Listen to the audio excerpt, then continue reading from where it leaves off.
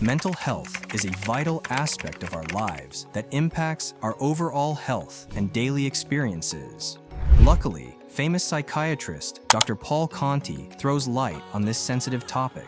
Dr. Conti has devoted his professional life to assisting people in understanding and navigating the complexities of their mental health. As a guest in the Huberman Lab guest series, he shared invaluable insights about mental health. Many individuals, including yourself, often need clarification, wondering if they are the best versions of themselves. Andrew Huberman sets the stage for the conversation by asking Dr. Paul Conti to provide insight into what constitutes a healthy self. A healthy self approaches life through the lens of agency and gratitude. If you look at happy people, people who like their lives, right, no matter what stage of life they're at, right, no matter what their socioeconomic status is, race, religion, there's so many things that we think matters, right, and they matter to a lot of things. Do they matter to, is someone happy or not, right? They are not factors, right? The factors that tell us, is this person enjoying life? Are they going to take care of themselves? Are they happy they're here? Are they engaged productively in the world? Is agency and gratitude. The host, Dr. Huberman, continues the discussion by sharing his initial interpretation of agency and gratitude. To him, agency signifies the ability to influence the world around oneself, while gratitude implies a sense of thankfulness.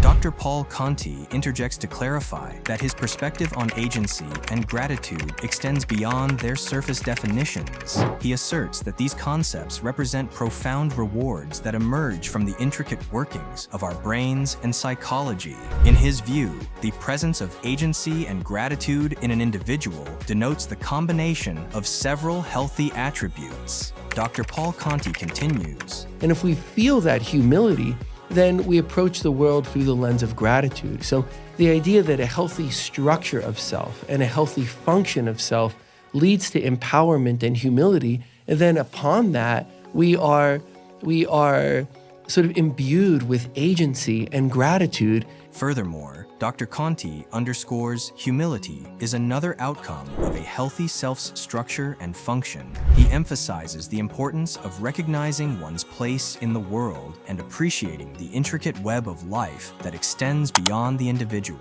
This includes acknowledging one's role within the larger ecosystem of the Earth. The host, Dr. Huberman, continues the conversation by inquiring about the essential components individuals should consider to comprehend the structure of self. He parallels physical health, where specific connections exist between nerves and muscles for movement. Dr. Huberman highlights the simplicity of addressing physical health, involving exercises to improve strength, flexibility, and endurance. Dr. Paul Conti begins by explaining that, contrary to the notion that things should get more complex, as we move up the hierarchy of health, they should indeed become simpler.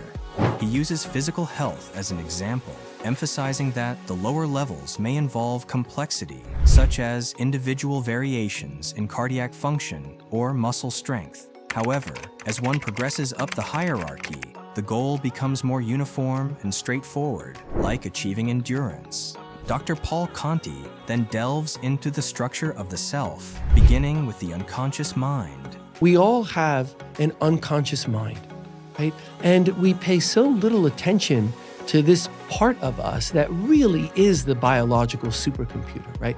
These processes result from biological predispositions, habits, thought patterns, and more. On the other hand, the conscious mind is represented by the tip of an iceberg, while the unconscious mind, beneath the water's surface, constitutes the vast hidden mass. The conscious mind, although smaller, is the part that individuals are aware of and utilize for engaging with the world. Dr. Paul Conti describes defense mechanisms as unconscious processes safeguarding the conscious mind. These mechanisms include rationalization, avoidance, and acting out. They automatically activate to shield the conscious self from external challenges and stresses, allowing it to remain unharmed. This defense mechanism structure extends from the unconscious mind to protect the conscious mind from the complexities and demands of the external world. Dr. Huberman addresses character structure being influenced by predispositions and potentialities. He emphasizes the role of anxiety as a fundamental function and the various degrees of excitability it entails. He correlates this to the autonomic nervous system and how it allows people to function under different levels of worry. Dr. Huberman discusses his experiences with anxiety and how it can affect various facets of life. Dr. Paul Conti agrees that anxiety in everyone is a part of their navigation through the world. He discusses how anxiety can be a helpful mechanism, keeping individuals vigilant about important matters like health and safety.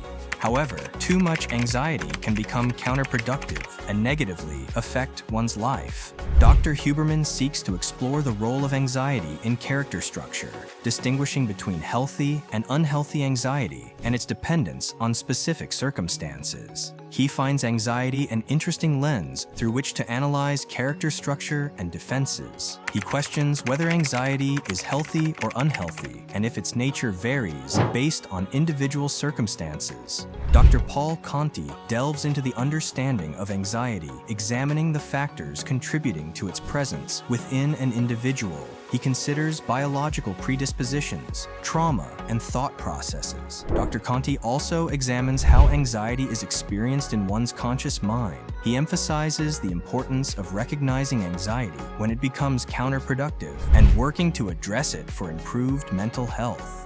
Dr. Huberman discusses a personal story involving a friend who successfully lost significant weight through behavioral changes. However, despite these improvements, the friend fears regaining weight and spiraling into previous habits.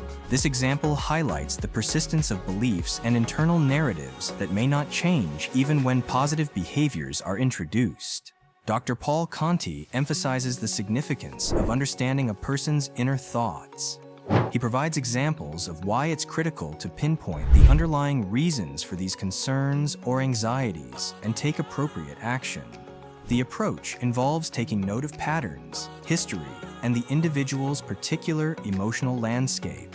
Doing this makes it possible to use helpful strategies to reduce fear or anxiety. Dr. Conti offers a variety of scenarios, such as past trauma, sadness, or desires, in which anxiety or fear may arise. The purpose is to comprehend the person's viewpoint. Doctors Huberman and Conti highlight the importance of treating each person as an individual and customizing the approach to assist them in improving their mental health and general well-being.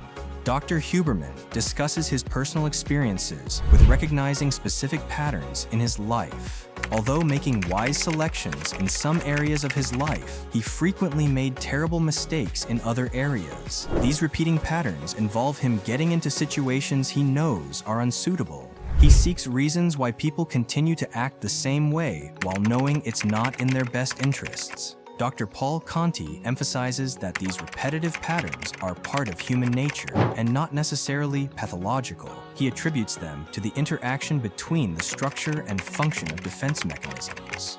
In situations where people consistently make poor choices, unhealthy defense mechanisms often drive these patterns. Dr. Conti goes on to explain that these patterns often relate to trauma. By re-entering familiar situations, which might be abusive or harmful, people may unconsciously try to fix or change the past. Making it work the next time can be a strategy to lessen the stress caused by past traumatic incidents. Dr. Huberman compares the illogical patterns in some sectors to the mathematical aspect of making rational decisions in other areas of life. He emphasizes recognizing these patterns and addressing the underlying cause, often connected to unconscious motivations, trauma, or ineffective defense systems. Dr. Conti emphasizes that science and common sense are the foundation of mental wellness. By applying these principles, individuals can achieve significant improvements in their lives.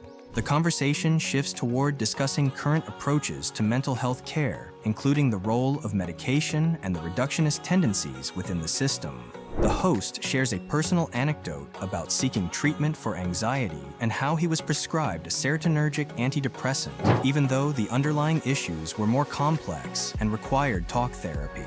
Dr. Conti comments on the reductionist nature of contemporary mental health care highlighting the tendency to prescribe medications for psychological issues without first addressing the root causes or conducting a comprehensive assessment. He suggests this approach doesn't align with a holistic understanding of mental health and often leads to inadequate or inappropriate care.